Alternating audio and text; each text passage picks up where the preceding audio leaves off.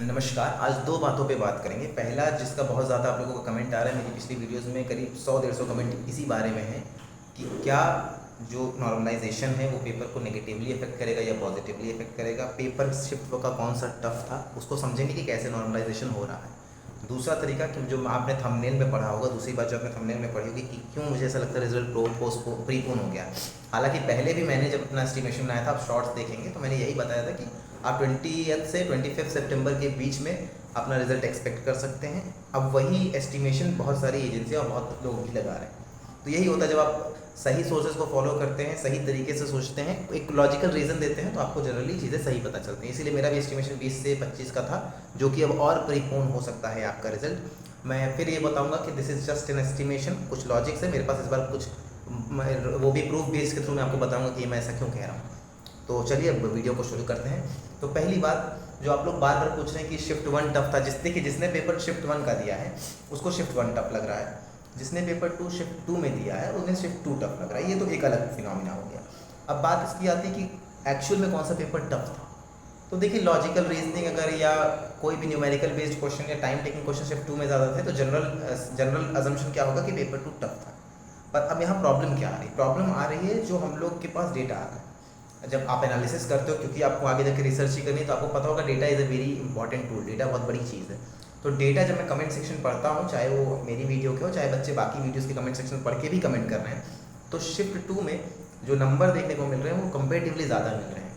अब इसके दो कारण हो सकते हैं, या तो शिफ्ट 2 का पेपर ईजी हो, जो कि आप लोग नहीं कह रहे है, मुझे भी नहीं लगता पेपर 2 शिफ्ट 2 का पेपर ईजी था।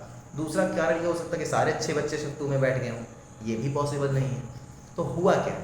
तो आपको ये समझना है कि टफ या इजी कोई कंसर्न है ही नहीं। नॉर्मलाइजेशन के केस में कंसर्न क्या होता है कि ज़्यादातर बच्चे किस शिफ्ट में ज़्यादा नंबर स्कोर कर रहे हैं। समझ लीजिए, अगर ऐसे बच्चे 20 बच्चे हैं जो 200 से ऊपर ला रहे हैं शिफ्ट 2 में, और ऐसे 2 बच्चे हैं जो 200 से ऊपर ला रहे हैं शिफ्ट 1 में, बाकी बच्चे 190-180 के भी नीचे हैं, तो नॉर्मलाइजेशन उनके फेवर में होगा जहाँ बच्चे कम नंबर ला रहे हैं। वो ऑटोमेटिकली एनटीए ये मान लेगा कि हार्ड पेपर था, क्योंकि इसमें टॉप स्कोरर्स कम है। तो पेपर में न्यूमेरिकल देख करके, पेपर की लेंथीनेस देख करके डिफिकल्टी नहीं तय करता है एनटीए।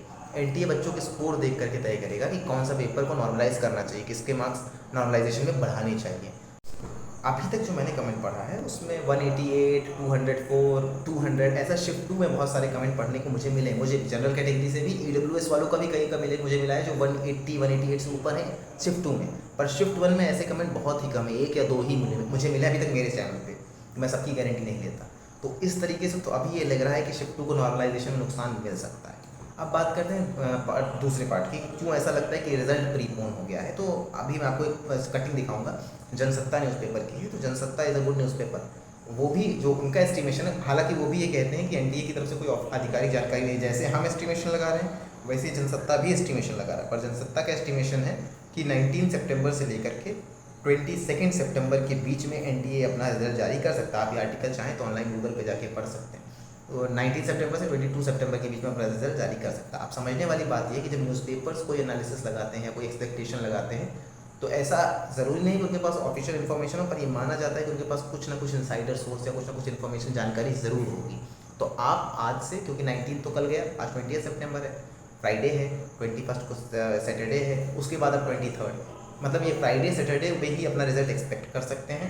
संडे को तो मुश्किल है आना चाहिए, लेकिन फ्राइडे सैटरडे में आ सकता है, या उधर मंडे ट्यूसडे में आपका रिजल्ट आ जाएगा। 25 तारीख का जो मैंने डेडलाइन दिया था उससे आगे रिजल्ट नहीं जाना चाहिए। बाकी एनटीए की मर्जी, एनटीए को तो आप जानते हैं वो कमाल करने में मास्टर है अभी। लेकिन एनटीए क्योंकि बहुत अच्छे से काम कर रहा है, उसने आंसर की भी बहुत जल्दी इशू की है, तो ये एक्सपेक्टेशन है कि वो रिजल्ट भी बहुत जल्दी ही दे देगा।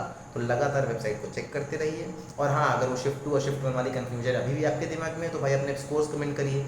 बाकी एनटीए का रिजल्ट आने की वेट कीजिए, क्योंकि बहुत से बच्चे झूठ भी बोलते हैं, लेकिन उनका कुछ नहीं है। अभी मेरे ही कमेंट सेक्शन में एक बच्चे ने कहा कि मेरा 187 नंबर आ रहा है। 187 नंबर कैसे हो सकता है? ये मतलब नेट में तो नंबर इवन में होगा, ऑड में हो ही नहीं सकता। उसको किसी बच्चे ने रिप्लाई भी किया ये बात कि इवन में आपका नंबर ऑड में कहाँ से आ गया। तो यही होता है, बहुत से बच्चे पैनिक क्रिएट करने के लिए ऐसे झूठे कमेंट्स भी करते हैं। तो आपको डरना नहीं है, जो नॉर्मलाइजेशन का रिजल्ट होगा वो देखना है। जो मैं बार बार वही बात कह रहा हूँ, जो अभी भी कह रहा हूँ, बहुत से लोग आपको ये नहीं समझाएंगे।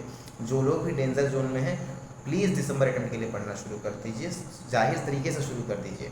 अगर हो जाता है बहुत अच्छा, मुझसे ज़्यादा खुश कोई नहीं होगा आपके लिए, लेकिन अगर नहीं होता at least you are with something. ऐसा नहीं हो रहा कि आपका पूरा लॉस में चला जाएगा, पूरा समय बेकार चला जाएगा।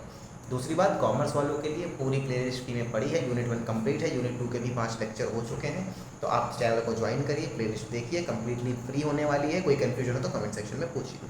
Thank you.